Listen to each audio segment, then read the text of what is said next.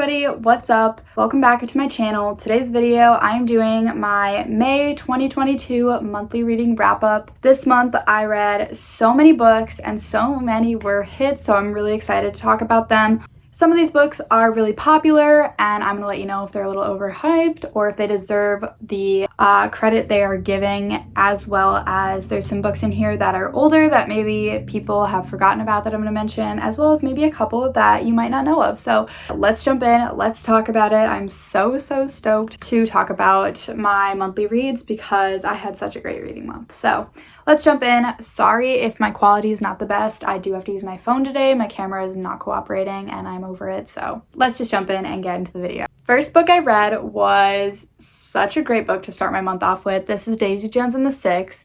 You've probably seen this book everywhere, just like I have, and I didn't know if I'd honestly like it. First off, I've never read a Taylor Jenkins Reid book, so I didn't really know what to think, as well as the fact that this is done interview style and the concept of it sounded cool, but I didn't know if I'd actually be genuinely interested in it because there's not really another book like this that I know of.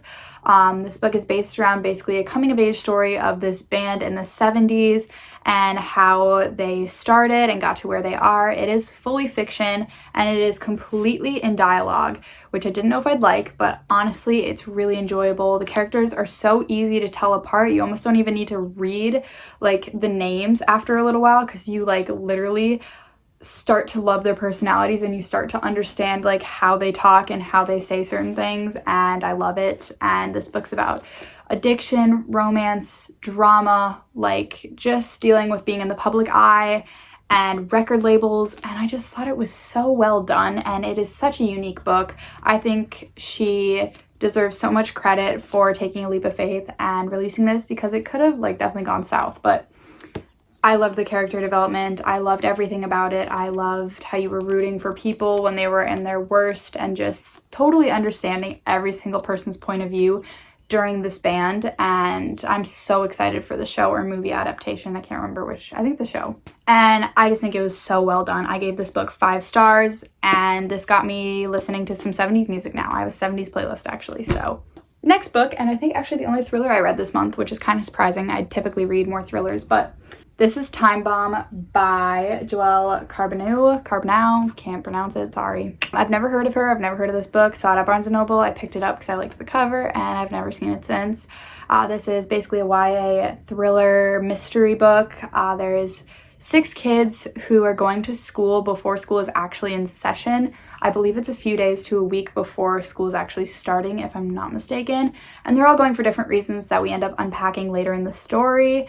And a bomb is set off. So the entire school is in debris and just in destruction, and some people are injured, and these people are trying to understand and figure out what's going on. There's police outside, but no one is helping, so they're confused as to why no one is giving their services to them, and there is drama throughout some of these characters that is revealed throughout this, and one of the 6 is setting off the bombs. So you need to figure that out for yourself. I thought it was a solid book. I'd give it like I gave this book 3.5 stars, and I just think it's a solid read. I mean, you can go ahead and read it. I thought it was enjoyable. I liked how different all the characters were from each other, and I just thought it was solid, but like I probably wouldn't read it again. And was it anything like absolutely jaw-dropping? No. Then I read Reminders of Him by Colleen Hoover.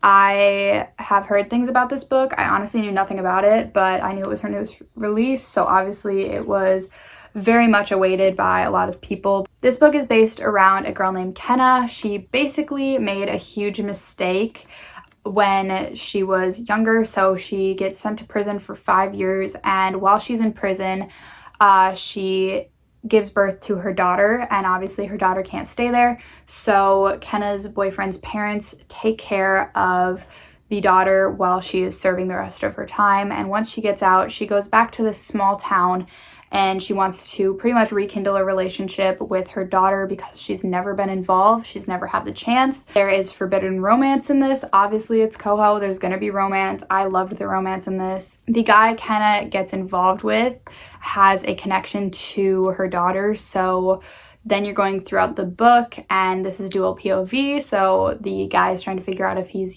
being used or if she actually cares about him, and it is so good. It was so sweet, and you totally feel for all the characters in the book and totally get everyone's side, and it was really great. So I really enjoyed it. I thought it was a little unique from what she's done that I've read, but I really liked it, and I gave this book 5 stars. I think it is one of my favorite Coho books at the moment.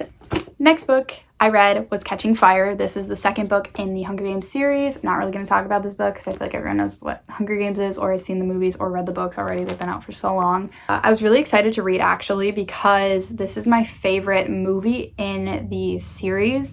I loved the Catching Fire movie, so I was excited to read this, and I gave this book 4 stars. I thought it was a solid read. I think they did, again, a beautiful job of recreating the movie, and I think it was really well done. The problem I have with the Hunger Games books is it takes a while to set up the point of action, which I totally understand, but sometimes it can get kind of hard to read 100 to 200 pages before actually getting involved with the arena or what is just going on in the story. So that is the biggest issue I had with this. I think it took 200 pages actually for them to get to the main action in the book. Next book, you know I had to read it. This is Book Lovers by Emily Henry. I've yet to read an Emily Henry book until this, so I didn't actually know she wrote this book until I picked it out. I just knew people were talking about it. I am obsessed with this cover. Look how beautiful. I love reading about smart people or about people who are involved in hobbies I enjoy, so I had to read this. Nora is a literary agent. Charlie is a editor, so they are both in the book business, and they are super stubborn, super set in their ways. They're really similar in some ways, but different in others, and they meet each other for the first time in a meeting, don't get along at all, both having bad days. 2 years go by, and Nora is going to this super small town in the middle of South Carolina, which is very far away from New York, obviously. She's staying with her sister for a few weeks, so it's small town romance. It's summery, and she runs into Charlie in the middle of this small town in like the complete other side of the country. That's all I'm gonna say about it. It was so entertaining, it was so good, and I loved this. I thought it was really sweet. I gave this book 4 stars. I didn't think it deserved 5 stars, but I'm really picky about what I give 5 stars to. I thought it was a good read, but I do think this book might be slightly overhyped, and I don't want to say that, but I'm going to be honest with you. I think it was a solid read. I think it was light and airy, but I think just because it was a new release, everyone was like freaking out about it. But honestly, I thought it was good. I liked the idea. I thought it was unique, so I'll give her props to that. But I didn't think it was anything that was absolutely like super out of the world. So next book is Heartbones by Colleen Hoover. I didn't know anything about this book. I just knew I wanted to read it, and I've been hearing some controversy about this book, so I was definitely interested in checking it out for myself. I knew nothing about this. This book is actually really beachy, and I was super excited to find that out when I was reading this because I had no idea what it was about. Also, the cover of this doesn't give me beach vibes really at all. This book is about a girl named Bea. She basically grew up in poverty her entire life just with her mother. She was living like in a trailer home or a rundown house, and something happens at the beginning of the story where she needs to leave. So she calls her dad, has no relationship at all with her dad. Her dad doesn't really call or check in or do anything to be involved with her.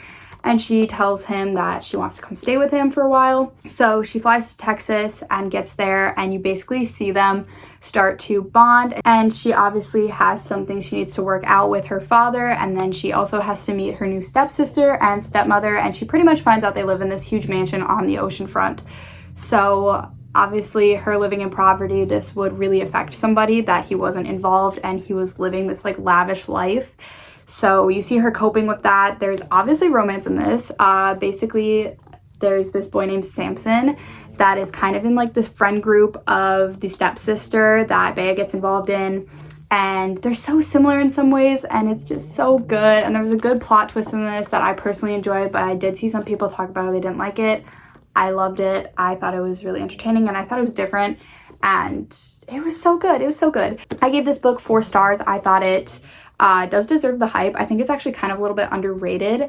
Wasn't my favorite Coho book, but I do think it was a solid read. I would totally read this again, and I love the summeriness of it, so you should totally check it out now that we're in like summer. The next book I read is If I Stay. This is the first book in a sequel. I love the movie If I Stay. This is one of my all-time favorites, so I knew I wanted to read the book. This story is based around a girl named Mia. She is a cellist. She is super into her cello. She always has felt just out of place her entire life. Her whole family is like metalheads. They're all super into rock music and pretty much just being like punks and pretty much just kind of in like the punk scene, and she is just so not like that at all. She's very much so like prim and proper. So she's felt out of place her whole life, and then she meets this boy named Adam, who is also kind of a rock artist who is in a band and he plays shows. So it's funny to see them being so different, but how they get along so well, and it's going throughout their story. And her family gets hit by a car, so she is kind of in this cognitive state of she is aware of everything, and you're bouncing back to good memories of what has happened throughout her life, but then back into the hospital of her family and their condition. And she pretty much at the end of the story needs to decide if she wants to stay in the world or if she wants to go and live at peace. So it was a really good book. I really enjoyed it. I personally liked the movie better. I gave this book 4 stars though. I thought it was a solid read, but I think that the movie made a lot more sense. Some of the things in this book made 0 sense to me. Next book I read was The Mockingjay. This is the last book in the Hunger Games series. I wanted to finish it off. I thought this book was solid. I think they again did a great job of the movie, and I don't know, this is my least favorite book. I think maybe because they weren't in the arena, but there was pure entertainment in this. Like, I also gave this book 4 stars, and I just thought it was a solid read. I thought it was enjoyable. I don't really know what else to say about it because like everyone knows the story or the plot lines, and I really have no clue how to explain the Hunger Games to you because they're so complex. The next book I read was The Summer I Turned Pretty. I totally wanted to read this series because 1, it is summery, and 2, I've heard about Jenny Han and I want to read all the boys I've loved before. I picked up this because I wanted to read a beachy book. I was just in the mood, and I read this book in one day. I've never read a book in one day. Like, I genuinely, like, I'm not saying like, oh, I read for 8 hours one day and 6 hours the next. I literally read this book in one sitting in one day. I read it in like 5 hours. I've never done that before, so I automatically had to give this book a 5 star because I've never done that before, and I was like, okay, this book obviously is like extremely entertaining. This book surrounds a girl named Belly. Her name's Isabel. She basically goes to this summery house on the beach with her mom and brother, and then her mom's best friend and 2 sons every summer. So they've pretty much grown up together, and they only see each other in the summers, so no one knows really what goes on outside of their summers together. And as they grow up, basically Belly starts to have crushes on these boys. The first book is basically just talking about her liking them, but then just going through being a teenager and beachy, and there's drama, and it's so entertaining, and I don't honestly really know what else to say about it, but this book is really entertaining, and she annoys me, honestly. I'm not gonna lie, some of the characters really annoy me, but I have to like comprehend that they are like teenagers and people would totally act like this. She bugs me. Some of the characters sometimes are so babyish, but I'm like, you know what, it's probably kind of realistic, to be honest.